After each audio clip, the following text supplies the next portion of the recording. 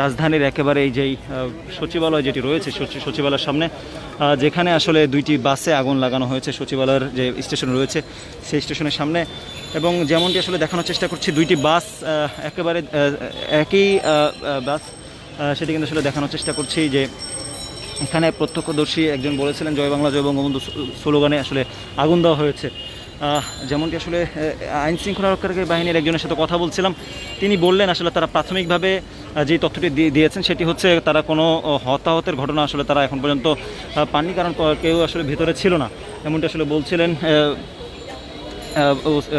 দায়িত্বরত একজন অফিসার, দায়িত্বে থাকা। এবং আমরা একটু জানিয়ে রাখতে চাই যে আসলে এখানে একেবারে সচিবালয়ের যেই মেট্রো রেল স্টেশন রয়েছে সেই স্টেশনে এমন ঘটনা আসলেই দুর্ভাগ্য বলা যায় যে আসলে রাজধানীবাসীর জন্য একটি হুমকি স্বরূপ, কারণ এখানে আইন শৃঙ্খলা রক্ষাকারী বাহিনীর সতর্ক অবস্থান রয়েছে এখন।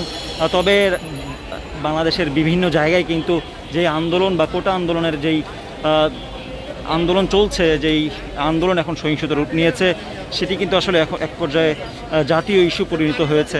এবং একই সাথে গতকালকে কিন্তু কোটা আন্দোলনকারী এবং যারা ছাত্রলীগ যারা রয়েছে তাদের সাথে কিন্তু একটি সংঘর্ষ হয়। সেই সংঘর্ষে কিন্তু আসলে এখন পর্যন্ত আমরা যেমনটি জেনেছি লাগাতার 2 দিনের যে সংঘর্ষে 5 জন এখন পর্যন্ত নিহতের সংখ্যা আমরা পেয়েছি। একই সাথে যদি আমরা জানিয়ে রাখতে চাই, প্রায় 350 থেকে 400 মানুষের মতো আহত রয়েছেন সারা বাংলাদেশে। যেমনটি আসলে দেখছি, রাজধানীর দেখানোর চেষ্টা করছি রাজধানীর সচিবালয় থেকে। আমরা এখানে আরও কিছু প্রত্যক্ষদর্শীদের সাথে কথা বলার চেষ্টা করব। আচ্ছা, কী দেখেছেন একটু বলবেন? আচ্ছা, আপনি এখানে দেখেছিলেন কি হয়েছে? ও আচ্ছা, আপনি ড্রাইভার। আচ্ছা, কি হলো একটু বলবেন আমাদেরকে?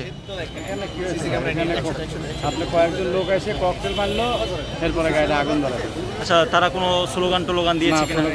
আচ্ছা, কয়জন লোক ছিল একটু বলবেন? তাও তো 10-12 জন। 10-12 জন ছিল। কি অস্ত্র ঠেকিয়েছে? আমার তো মনে করেন গান ঠেকা দিয়েছে আপনার ওই পাশ দিয়ে জাংলাতে, আমার জাংলাতে আমার তো মনে করেন আগেই ঠেকা দিয়েছে। তখন আপনি তখন কি করলেন? এরপর আমার নামাই দিয়েছে, আমার শুদ্ধাই তো জ্বালাই দিবে, আমার শুদ্ধাই জ্বালাই দিবে। তাহলে তো আমি ডরে আমার গাড়ির কাগজপত্র লয়ে আমি নেমে গেছি। কাগজপত্র নিয়ে নেমে? আচ্ছা, আপনার নামটা পরিচয়? আমার নাম মোহাম্মদ সুমন প্রামাণিক। সুমন প্রামাণিক। আপনি এই বাসটা দুইটাতে একই ড্রাইভার? কি বাস এটা? তানজিল বাস। তানজিল বাস। দর্শক, আমরা এখানে একজন ড্রাইভারের সাথে কথা বলছিলাম। তিনি যেমনটি আসলে বলছেন যে তাদেরকে আসলে বাস থেকে নামিয়ে দিয়ে তাকে কিন্তু আসলে অস্ত্র ঠেকিয়ে তাকে আসলে বাস থেকে নামিয়ে দেওয়া হয়েছে, সেটি কিন্তু আসলে আমরা শুনছিলাম। এবং তিনি বলছিলেন যে আসলে তাকে অস্ত্র ঠেকে দেওয়ার কারণে কিন্তু আসলে তিনি তার যে লাইসেন্স যেগুলো রয়েছে সেগুলো নিয়ে আসলে তিনি বের হয়ে এসেছেন। আমরা এখানে আরও কয়েকজনের সাথে একটু কথা বলতে চাই। ওই অবস্থা দেখলাম মাঝখানে, বাসের একদম মাঝখানে, ওইখান থেকে দাও দাও করে আগুন জ্বলছে এবং আশেপাশে এরিয়ার আশেপাশে সব জায়গায় মিনিমাম 3টা, টোটাল 8টা বোম ফুটানো হয়েছে। প্রথমে 2টা, তারপরের রাউন্ডে 3টা, তারপরে 2টা এই আশেপাশে এখানে ফুটা।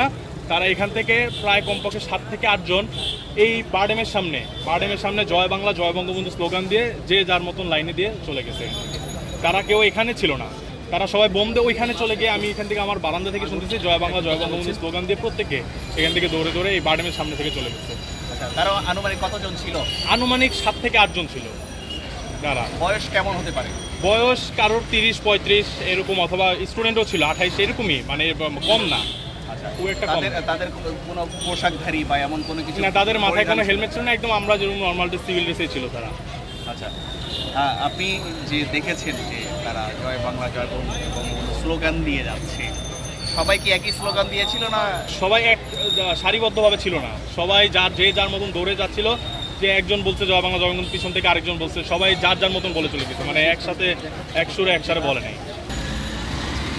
দর্শক, যেমনটি আসলে দেখানোর চেষ্টা করছি, এখানে আমরা 2 জন প্রত্যক্ষদর্শীদের সাথে কথা বলেছি এবং একজন আইন শৃঙ্খলা রক্ষাকারী বাহিনীর সাথে কথা বলেছি এবং গাড়ির যিনি একজন ড্রাইভার ছিলেন সেই ড্রাইভারের সাথে আমরা কথা বলেছি। ড্রাইভার আসলে তিনি যেমনটি বলছিলেন, তিনি আসলে এদিক থেকে যাওয়ার পথে হঠাৎ করে দুর্বৃত্তরা তাদের গাড়ি আটকে দেয়। সে গাড়ি আটকে দিয়ে সকল যাত্রী নেমে যাওয়ার পরে তাদের